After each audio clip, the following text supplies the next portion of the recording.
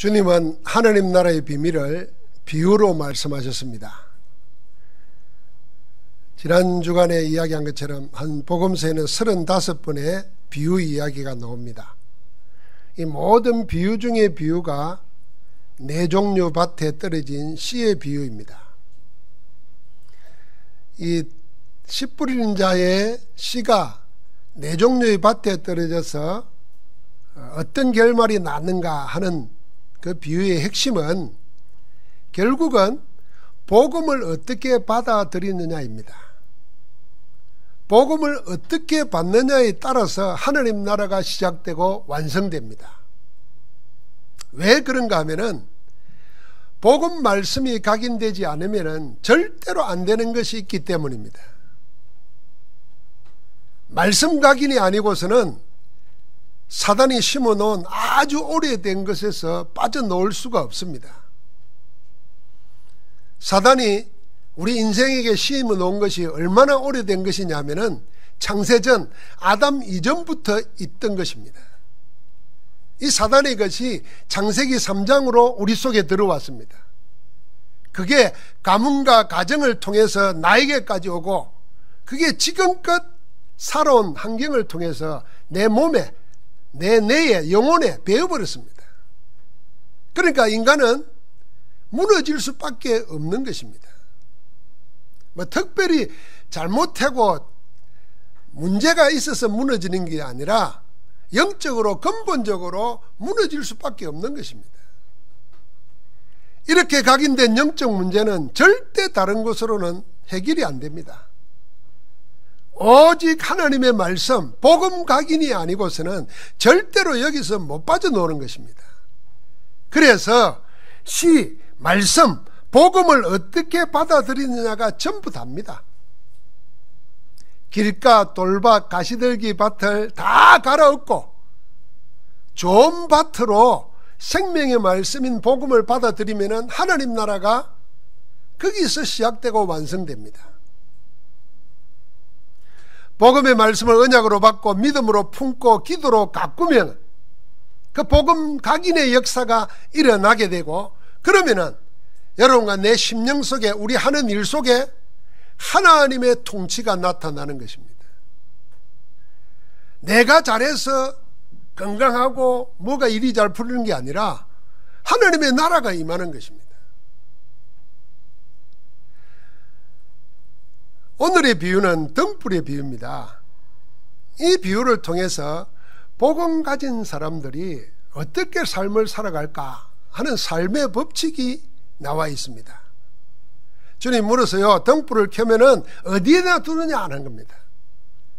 이 등불을 어디에 두느냐 하기 전에 등불이 뭡니까? 등불은 복음입니다.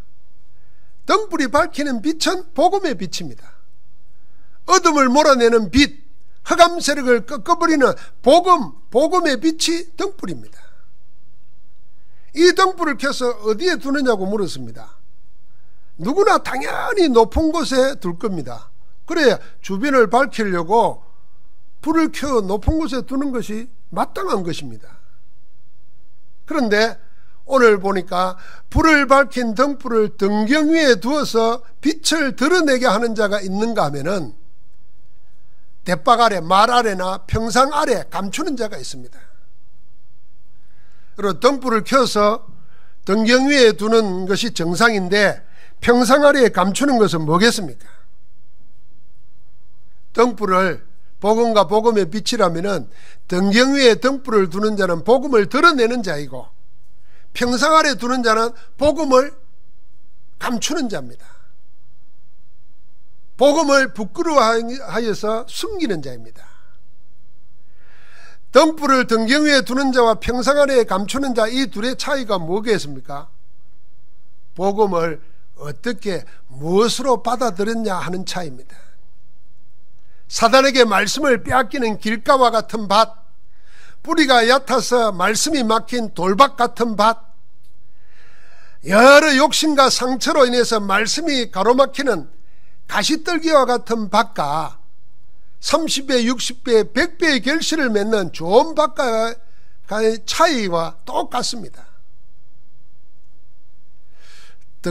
등경 위에 등불을 두어서 어둠을 몰아내고 복음의 빛을 밝히는 사람은 어떤 사람입니까? 첫 번째로 그는 복음의 가치를 발견한 사람입니다. 복음이 뭐라는 것을 아는 자입니다. 여러분, 등불의 빛은 어둠을 몰아내기 위해서 등불을 켜는 거 아니겠습니까? 그러니까 그런 등불의 가치를 아는 사람이 등불을 켠 겁니다. 복음의 가치를 발견했다는 말입니다. 그래서 그걸 어둠을 몰아내려고 등경 위에다가 두는 것입니다. 두 번째로는 그는 복음의 가치를 발견했을 뿐 아니라 그 복음의 가치를 확인하고 확정한 사람입니다. 뭘 통해서 확인했겠어요? 사건을 통해서 확인하는 것입니다. 뭘 통해서 확정하겠어요? 삶을 두고 확정하는 것입니다. 베드로는 처음에 자기가 입을 통해서 주는 그리스도시요 살아계신 하나님의 아들이십니다 하고 축복도 받았지만은 사실은 복음의 가치를 몰랐어요. 그러니까 문제가 오면은 늘 옛날 방식으로 한 겁니다. 결국에는 주님이 십자가에 못 박힐 때 도망치고 부인했습니다. 그러나 부활하신 주님이 베드로를 찾아와서 다시 원자리로 회복시키시고 감람산에서 40일을 지내면서 하나님 나라의 비밀을 알려줬습니다. 복음의 가치를 발견한 겁니다. 그래서 돌아와서는 전혀 기도에 힘썼습니다. 성령 충만을 받았습니다. 그때 성전에 올라가다가 나면서 안전뱅이를 보고 예수 그리스도 이름을 말하는데 그 안전뱅이 일어나는 것을 체험했습니다.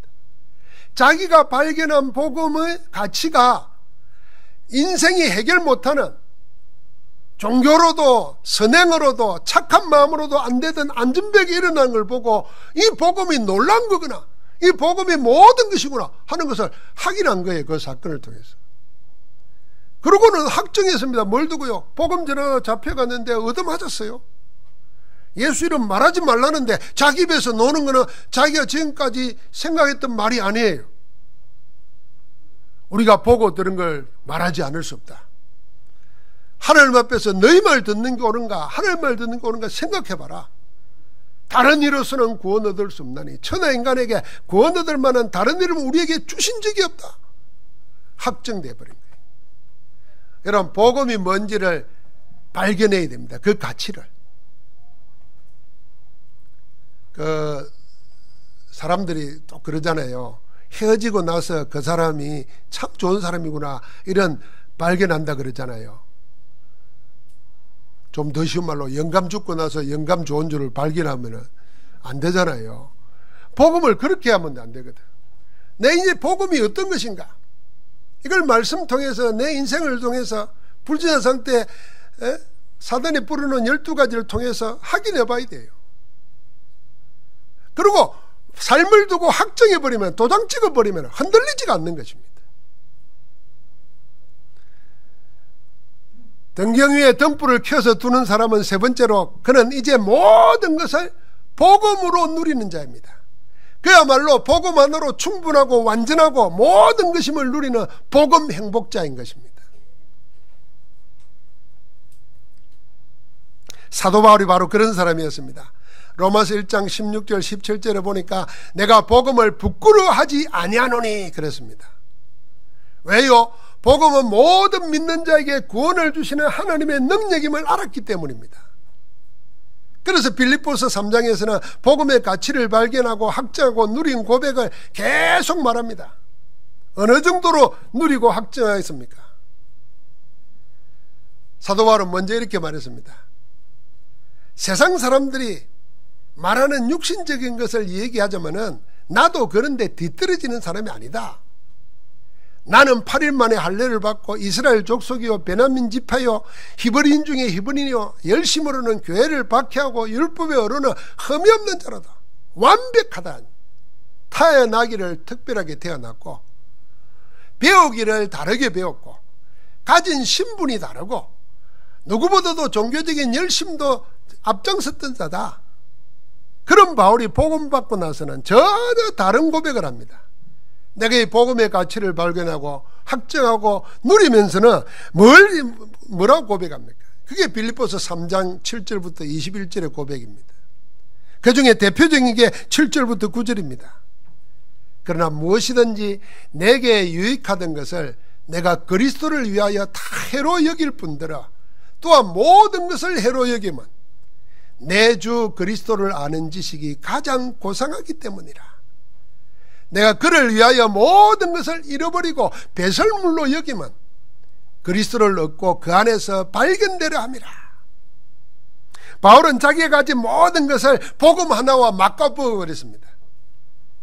자기 신분도 자기 자리도 자기 지식도 심지어는 그런 것을 통해서 오는 이익도 자기 만족감도 복음 하나만 못하다고 고백합니다. 구약의 다윗은 복음 언약 하나 가졌다는 것으로 더 원할 게 없다고 노래했습니다. 그게 시편 23편입니다. 여호와는 나의 목자시니 내게 부족함이 없으리로다. 내가 더 원하는 게 없다 그랬습니다. 사실은 이래야 정상이에요. 남자 여자가 사랑하면은 이 남자 이 여자 말고는 안 보이고 없어야 그게 사랑이에요. 이 남자 사랑하는데 다른 남자가 보여, 그건 사랑 아니에요.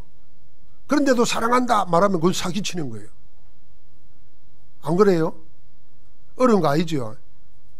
복음의 가치를 발견하면 복음이 전부라는 게 보여야 그게 정상인 거예요.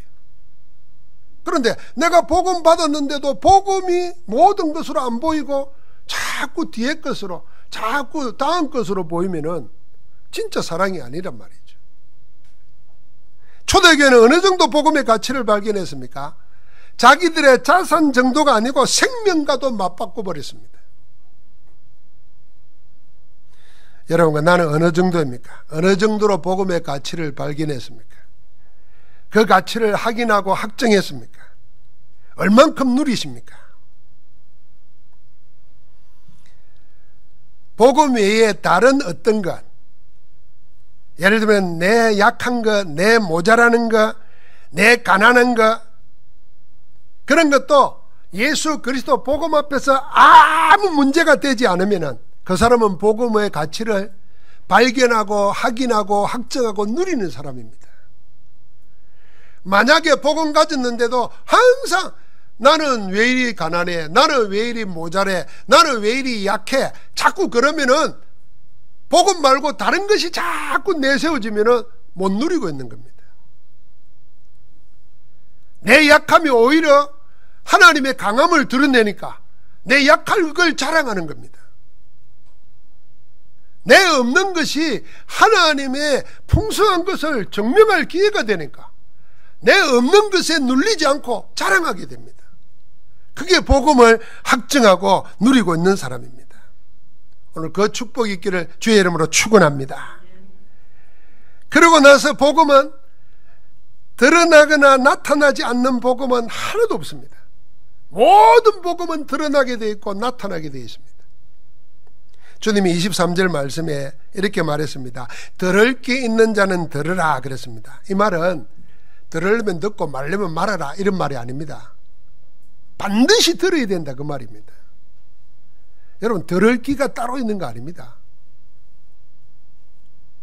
들리면 듣고 안 들리면 듣지 마라 이것도 아니라니까요. 들으라는 것입니다. 그러면서 하신 말씀이 드러내려 하지 않고는 숨긴 것이 없고 나타내려 하지 않고는 감추인 것이 없느니라. 이 말은 좀 혼돈스럽습니다. 그런데 원래 뜻은 이런 것입니다. 숨긴 것이 드러나지 않을 게 없고 감추인 것이 나타나지 않을 게 없다. 결국에는 다 드러나고 다 나타나게 되어 있다 그 말입니다. 여러분 세상사가 다 그렇습니다. 그래서 세상 모든 범죄는 완전 범죄가 없다고 하는 그런 말까지 있잖아요. 반드시 드러난다는 것입니다. 하물며 복음이야 오죽하겠습니까? 복음 그 자체가 빛의 복음이고 복음의 빛이 나타나고 드러나게 되어 있습니다. 비록 지금은 숨겨진 것 같고 비록 지금은 감춰진 것 같이 보이지만은 결국에는 내게서 우리에게서 세상에 다 나타나고 드러나게 되어 있다는 겁니다. 그게 복음입니다. 아브라함은 75세에 받은 언약이 100세에, 요셉은 17에 받은 꿈이 30세에 빛의 응답으로 나타났습니다. 모세가 40세에 품었던 비전이 80세에 가시떨기 가운데 불꽃으로 나타났고요. 이사야의 환상은 70년에 지나면서 드러났습니다. 심지어 마가다락방 언약은 250년 동안 로마에 박해도 없어지거나 부서지지 않고 로마 복음화라는 엄청난 응답으로 그 모습을 나타냅니다. 복음과 복음의 빛은 감추지거나 드러나지 않는 법이 없습니다. 반드시 때가 되고 드러나고 나타나게 되어 있습니다. 자, 그러면 문제는 이 복음이 드러나고 나타나게 되어 있는데 그 나타날 때까지 지금 뭘 하는 시간인가 합니다. 같이 합니다. 지금은 기다림의 시간이다. 누림의 시간이다. 여러분과 나에게 있는 복음, 여러분이 말씀 가운데 붙잡은 그 언약의 말씀은 반드시 성취되게 되어 있어요. 드러나고 나타나게 되어 있는데 그때까지 나는 뭐 해내야 되느냐, 여기에 따라서 나타나는 정도가 달라지는 겁니다. 지금을 기다리고 누리는 시간으로 해야 됩니다. 아브라함과 요셉은 그 시간을 일하면서 기다렸습니다. 모세와 다윗은 도피처에서도 그 시간을 하나님의 언약의 역사를 기록하고 찬양하면서 이 시간을 누렸습니다. 심지어는 바울은 감옥 안에 있으면서도 원망과 절망 가운데 막연한 희망을 품고 기다린 게 아니고 도리어 기도하고 찬양하면서 복음 서신을 써서 밖에 있는 교회와 제자들을 살렸습니다. 복음의 빛이 드러나고 나타날 때까지 누리면서 기다렸고 기다리면서 누린 것입니다. 문제는 아무런 응답이 없는 것처럼 보이고 증거도 없는 것처럼 보이는 이 숨겨지고 감추어진 지금 시간을 어떻게 기다리느냐 누리느냐입니다. 첫 번째는요, 지금을 말씀을 품고 뿌리내리는 시간으로 만드는 겁니다. 말씀을 품고 뿌리내리도록, 지금은 그 시간이다. 그래서 언약 붙잡고 기도하면서 계속 말씀을 품는 것입니다. 그것이 30배, 60배, 100배의 결실이 나더라. 일부 예배 때도 얘기했고 서두에도 얘기했습니다. 여러분과 내가 안 되는 거, 못하는 거, 이거는요, 여러분과 내가 실력이 없거나 능력이 없거나 돈이 없거나 누가 도와주지 않거나 이런 게 아닙니다. 다른 것으로 각인된 오래된 것은 복음 말씀 각인이 안 되면 절대로 안 되게 되어 있습니다. 발부둥을 쳐도 안 되는 겁니다. 그러나 말씀이 각인되면, 말씀의 빛이 비치면 어둠은 떠나가는 것입니다. 그런데 하나님은 그렇게 해서 씨를 뿌리고 말씀을 주시는데 나는 그 말씀을 안 품는 겁니다. 그러니까 사단이 와서 즉시 빼앗아가 버립니다. 그러니까 온갖 상처들이 나를 말씀 못 품도록 가시떨기에 대해서 얽어맵니다. 여러분, 사람한테 받는 상처, 세상에서 받는 어려움, 그런 거 자꾸 붙잡고 있으면 여러분과 나는 병드는 것뿐만 아니라 영혼이 황폐해져 버립니다. 오히려 그런 것은 세상 살아가는 동안에 당연한 것이라. 그래서 하나님의 말씀을 언약으로 붙잡고 그걸 품는 겁니다. 진주 조개를 알잖아요. 그 모래가 들어왔을 때 그 맨살에 상처를 주는 겁니다. 아픕니다. 그러나 그걸 토해내는 게 아니라 그걸 품어서 진주가 됩니다. 하물며 하나님의 말씀을 품는데 그 말씀은 반드시 나타나고 드러나게 되어 있다니까요. 그런데 내가 안 품어요. 그러니까 사단이 빼앗아가 버리고 뿌리가 얇아서 말라져 버리고 말씀 받는 거는 좋아하지만 열매가 안 되는 거라. 지금을 뭘로요? 말씀을 품는 시간입니다. 지금은 무엇으로요? 기도로 나를 만드는 시간으로 해야 됩니다. 지금은 무엇으로요? 현장 증인으로 하나님이 나를 세우신다. 그 시간으로 만들어야 됩니다. 아무 복음이 왔는데 빛이 안 나는 것 같아. 그래서 숨겨져 있고 감춰진 것 같아. 대부분 그때 불신앙해 버리고 대부분 그때 그냥 아무렇게나 생각합니다. 이 시간, 이 지금을 말씀 품고 기도로 하나님이 나를 만드시면서 나를 정인으로 세우실 것이다. 나는 그 시간이다. 그 응답을 붙잡으시기 바랍니다. 여러분, 세상에 그 어떤 것도 아무런 준비 기간 없이 되는 사람은 아무도 없습니다. 그래서 오죽하면 1만 시간의 법칙이 있겠습니까? 오죽하면 한 군데 3년을 하면 전문인이 된다, 그런 말까지 하겠습니까? 그런데 왜 영적인 것만은 거저 먹으려고 하냐? 은혜로 구원받은 것은 거저지만 하나님의 은혜를 가지고 말씀 품고 하나님이 나를 만드시도록 지금 언약 품고 기다려야 되는 겁니다. 할렐루야. 그래야 하나님 나를 만드시는 거예요. 모세를 보십시오. 도망하여 몸을 피신한 미디안 강야 40년을 한숨과 절망으로 보내지 않았습니다. 겉으로는 장인의 양이나 치는 비루한 자처럼 보였습니다. 그러나 모세는 홀로 하나님 앞에서 자신을 준비하는 전환기로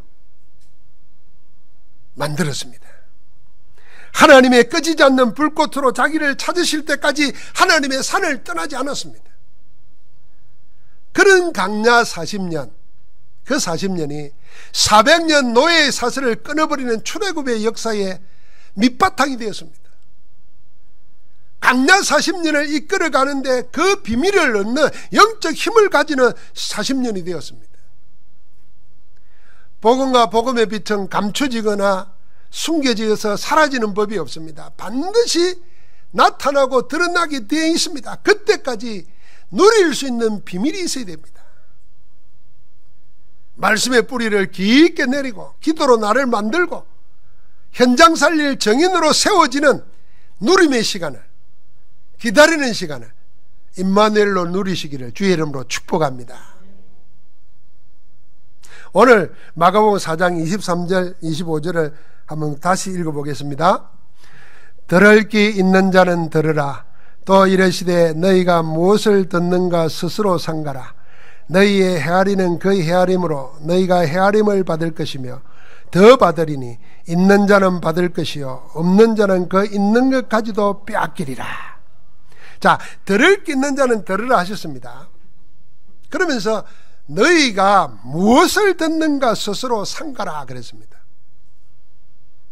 다시 말합니다. 들으려면 듣고 말려면 말아라. 들리거든 듣고 안 들리면 듣지 마라, 이런 말이 아닙니다. 들어야 되는데 어떻게 들어야 되냐? 무엇을 듣는가를 스스로 상가라, 체크해 보라는 겁니다. 무엇을 듣는가를 상가라는 말은 어떤 말씀을 듣는가가 아니라 그 말씀을 어떻게 듣는가 하고 묻는 것입니다. 그 말씀을 들을 때 그 말씀을 헤아림에 듣는 자는 그 헤아림으로 자기가 헤아림을 받게 된다는 겁니다. 자기가 헤아리는 그 헤아림보다 더 헤아림 받게 된다는 겁니다. 여러분, 여기 헤아린다는 말은 비판을 받지 않을 거다, 남을 비판하지 말라, 그 말이 아닙니다. 이 헤아린다는 말은 원어에 물건의 무게를 달아본다는 것입니다. 그러니까 하나님의 말씀을 저울로 달아보지 말라는 겁니다. 말씀을 헤아리지 말고 말씀을 그대로 받으라는 겁니다. 그래서 무엇을 어떻게 듣는가 스스로 상가라, 그런 겁니다. 복음 가진 우리가 어떻게 살아야 세상 나라에서 하나님 나라를 누리며 살 수 있는지, 그걸 말하는 게 복음 가진 자의 삶의 법칙입니다. 복음 가진 자의 삶의 법칙은 여기에 달려 있습니다. 하나님의 말씀을 어떻게 받느냐, 거기에 달려 있습니다. 말씀을 어떻게 듣는가 상가라고 하시고 헤아리지 말라고 했습니다. 무슨 말입니까? 주님은 복음의 말씀을 어떻게 받으라고 하시는 겁니까? 첫 번째로는 복음을 저울질하지 말라는 겁니다. 여러분, 복음을 저울질하는 게 뭐겠습니까? 어떤 사람은요, 메시지 들을 때, 복음 들을 때, 아, 이게 나한테 유익이 되나 안 되나, 이렇게 생각이 듭니다. 그래서 이익이 되면 하고 안 되면 안 하고, 이게 저울질하는 거예요. 헤아리는 겁니다. 어떤 사람 말씀 들으면서 하나님이 나에게 주시는 걸 생각 안 하고, 아, 저 누가 들어야 되는데, 아유, 저런 말씀을 내 새끼가 들어야 되는데, 이런 말하는 거고 헤아리고 앉았는 거예요. 저울질하는 겁니다. 그래서 내게 이익이 되면 받고 안 되면 안 받고. 여러분, 혹시 말씀 전하는 목사에게 불편한 마음이 있는 사람이 있을 수 있어요. 내가 뭐 부교육자들은 야단치잖아요. 그러면 그 야단치는 거는 아비가 자식한테 하는 것처럼 생각해야 돼요. 그런데 지가 뭔데 내한테는 말 못하지만은 그런 마음 가질 수 있잖아요. 그래가지고 메시지 들을 때 그 마음으로 들으면은 그게 저울질하는 거예요. 여러분, 오늘 말씀 잘 들어보세요. 들을 게 있는 자는 들으라 그러면서 어떻게 듣는가를 삼가라 그랬어요. 스스로 삼가라 그랬어요. 진짜 말씀을 어떻게 받습니까?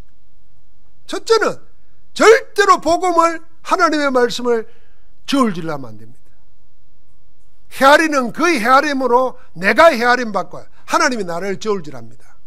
내가 말씀을 저울질하면 하나님이 나를 저울질해요. 그래서 그 헤아림보다 더 받게 된다 그래서 더 헤아리게 되는 거예요.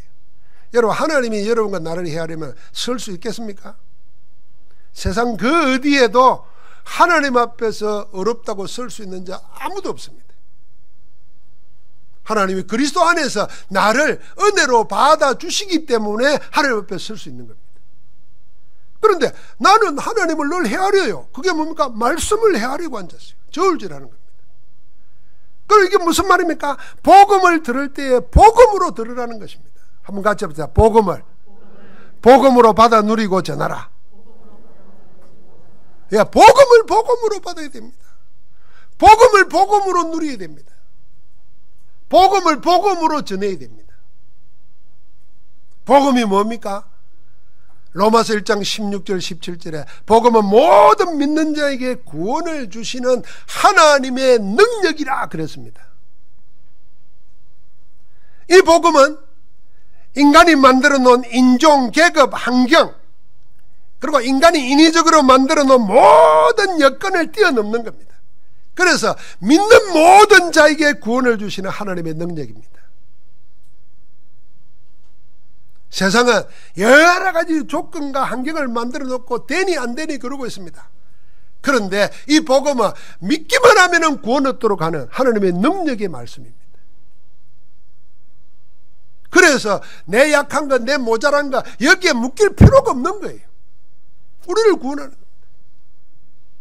여러분, 어떤 사람은 나이가 30이 되고 40이 돼서 한참 일할 때,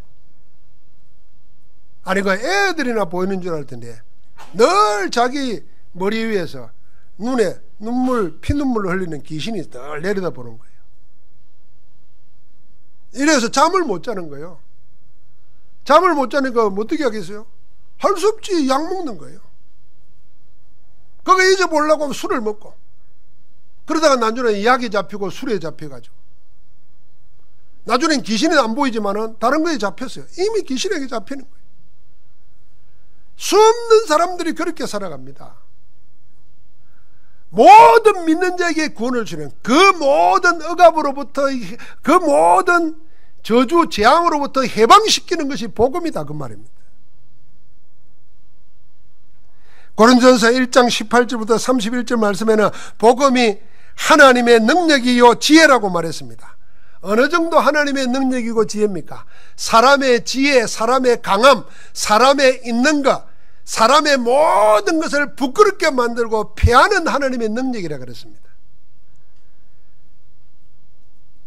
그래서 사람의 가장 지혜로운 것보다 하나님의 어리석은 것이 사람보다 더 지혜롭다 그랬어요.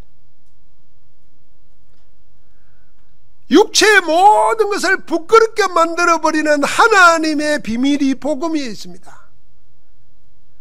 이 복음이신 예수 그리스도가 하나님으로부터 나와서 여러분과 나에게는 우리의 지혜가 되고 우리의 의로움이 되고 우리의 거룩함이 되고 우리의 구원함이 되셨다 그랬습니다.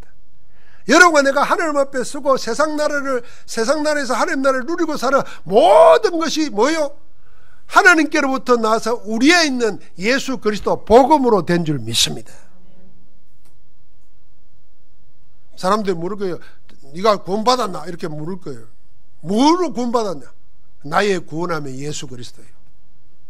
네 깨끗하냐? 나 깨끗해요. 예수 그리스도가 나의 거룩함이에요. 나의 지혜가 뭐예요? 예수 그리스도예요. 나의 구속함이 뭐예요? 예수 그리스도예요. 그래서 그리스도가 골로새서 3장 11절에 모든 것이라 말한 것입니다. 어떤 사람은요, 예수 믿으면서도 나의 자랑거리는 뭐냐? 내 손주야. 이리 될 수 있어요. 어떤 사람은 나의 자랑거리가 뭐냐? 예수 믿으면서도 내가 세상에서 돈 잘 버는 거예요. 아직은 아닌 겁니다. 바울은 나의 모든 것이 그리스도라 말합니다. 복음을 복음으로 받아들이면 모든 것 대신은 그리스도 한 분으로 만족하고 충분하고 완전한 나라를 누리게 됩니다. 우리가 살아가면서 결혼을 하고 가정을 꾸리고 가지 않습니까? 그러면 이상합니다. 요즘 세대는 그래서 결혼 안 하려고 하는지 몰라요. 결혼을 하면은 남자나 여자나 다 지 거라고 생각해요. 그래, 지 말고는 관심 가져서도 안 되고 지 말고는 하면 안 된다 생각해요. 그래서 딱 그걸 소유해가지고 그 자유를 뺏어버리려고 그래요. 그 누구 이야기 같아요? 다 우리 이야기예요. 그러니까 늘 묶여 있습니다. 조금만 자기 관심 안 해주면은 괜히 우울해지고 말이에요. 조금만 뭐 잘해주면 금방 밖에 나가서 짜장면이라도 한 그릇 사주면 뭐 세상 다 가진 것 같고. 아이고 참, 내 가족은 서로 나 때문에 행복하라고 해놨는데 그게 묶여가지고 자유롭지가 못하는 거예요. 여러분, 자유하게 해줘야 됩니다. 그래야 참 행복이 오는 겁니다. 아, 목사님이, 사모님이 자유하게 안 해주는 게 말씀으로 대신하는구나. 안 그래요. 그런 거 아닙니다. 사랑을 엉뚱하게 생각해요. 나 아니면 아무도 생각 안 하는 거, 그거 사랑이라고 생각해요. 그 구속입니다. 그리고 참 복음 안에 있으면서 어디에 있든지 복음 위해서 기도하고 복음 안에서 하나 되어 있고 이 축복을 누리도록 만들어주는데 자꾸 엉뚱한 데 묶여요. 만약에 혹시 여러분의 예배 생활, 기도 생활, 전도하는데 그런 것 때문에 핑계거리가 되고 문제가 된다 그러면은 주님 볼 때 어떻게 생각하겠습니까? 사실은 그거 아닌데 말이에요. 나는 그거 핑계 대잖아요. 그래서 여러분과 나는 어떤 자로 살아야 되느냐면 오늘 마지막에 말했습니다. 있는 자는 더 받게 되는, 그게 복음 가진 자의 축복의 비밀입니다. 없는 자는 그 있는 것까지도 빼앗긴다 그랬습니다. 이게 마태복음 25장 29절에 주님이 마지막 때에 일어날 일에 대해서 비유로 말씀하는 것 가운데 하나입니다. 다 주인이 떠나면서 종들을 불러가지고 달란트를 5달란트, 2달란트, 1달란트 맡겨놓고 왔잖아요. 가서 돌아와서 다 결산을 했습니다. 5달란트, 2달란트는 열심히 해가지고 남겨가지고 주님께 내놓았습니다. 그런데 주님이 네가 작은 일에 충성했으니 네가 큰 것에도 참여하리라 하면서 천국잔치에 초청했어요. 그런데 마지막에 1달란트 준 자는 1달란트를 가져와, 1달란트만 가져와서 하는 말이 주인이 악한 자라 내가 이걸 감추어두고 그대로 가져왔다 그랬어요. 주님이 그거 보고 이 악한 종아, 네가 슬피우면 이를 갈미 있으라. 그래서 그 있는 것도 빼앗아서 저들에게 주라 그랬어요. 그때 하신 말씀이 무릇 있는 자는 받아 풍족하게 되고 없는 자는 그 있는 것까지도 빼앗기리라 그랬습니다. 이 세상의 사회학에 미국의 사회학자가 이걸 가지고 마태 효과 이런 개념 용어를 만들어서요. 그 뭐에 썼냐면은 자본주의 사회의 부의 편중 현상을 마태 효과라고 그래요. 그래가지고 부익부 빈익빈, 자본주의 사회에서 부자가 더 부자 되고 가난자는 자꾸 가난자가 되고 이걸 이야기한다 그래요. 근데 그 사람은 성경을 인용했지만은 진짜 주님이 하시는 뜻을 제대로 못 본 겁니다. 영적인 것은 하나도 못 보고 육신적인 것만 보고 나태 효과라 그랬습니다. 이 공부하면 노는 거예요. 경영하게도. 마치 그걸 있는 자는 더 받고, 지금 세상이 그렇잖아요. 코로나 일어나도요, 부자는 안 죽어요. 섬에 가 있고 어디 가 있고 맨날 죽는 사람이 가난한 사람이에요. 그거 설명하는 거라고 말을 해요. 그 성경을 잘못 요하는 겁니다. 이 말은 무슨 말이냐면은 세상의 복음이 아닌 다른 모든 것을 붙잡으려고 복음을 저울질을 하지 않고 오직 복음이 모든 것에서 누리는 자는 받은 모든 것에 하나님의 감추인 것을 더 받게 된다는 겁니다. 모든 것들은 복음을 묻어두고 자기만 자꾸 다른 것 찾고 구하는 자는 한 달란트 받은 종이라 이미 받은 그것도 빼앗아서 다른 사람 준다는 겁니다.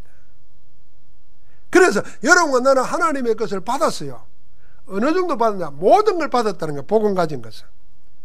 그걸 마음껏 누려야 돼요. 마음껏 사용해야 돼요.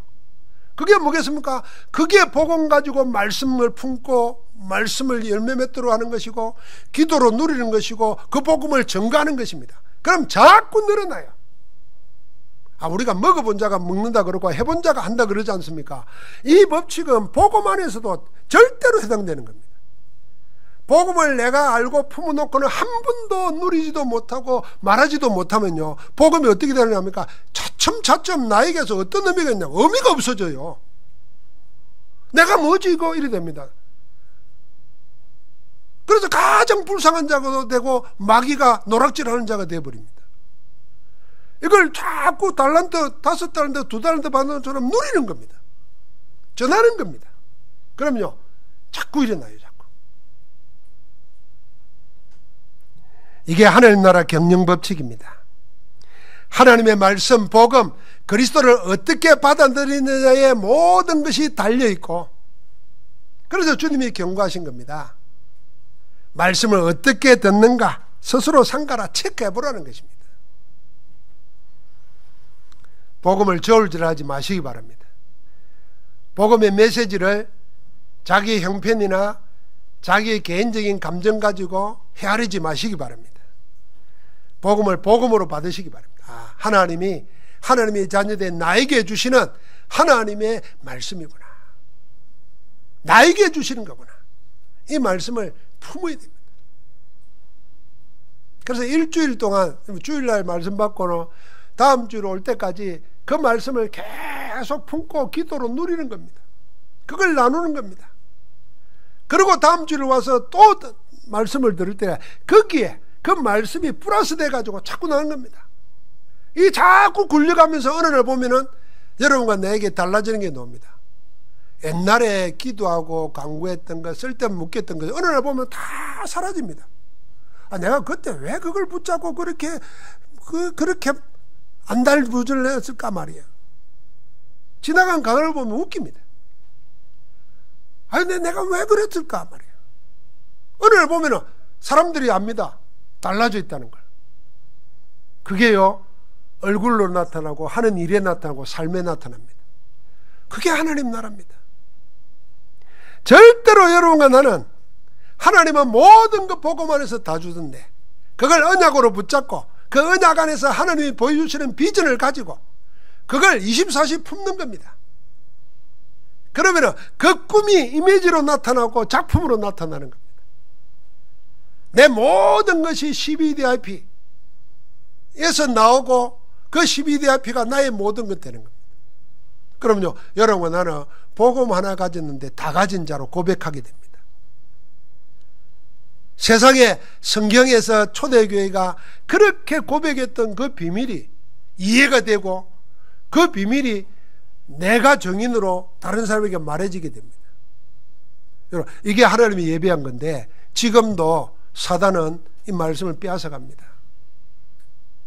절대로 속이는 사단, 빼앗아가는 사단에게 말씀 빼앗기지 말아야 됩니다. 여러분과 내 상처 때문에 말씀이 막히지 않도록 모든 문제를 십자가에서 해결해버리고 상처까지도 끝내버린 그리스도 안에서 찬양으로 누리게 됩니다. 그러면 어느 날 여러분과 내 속에서 가로막고 있던 돌멩이가 사라지는 거예요.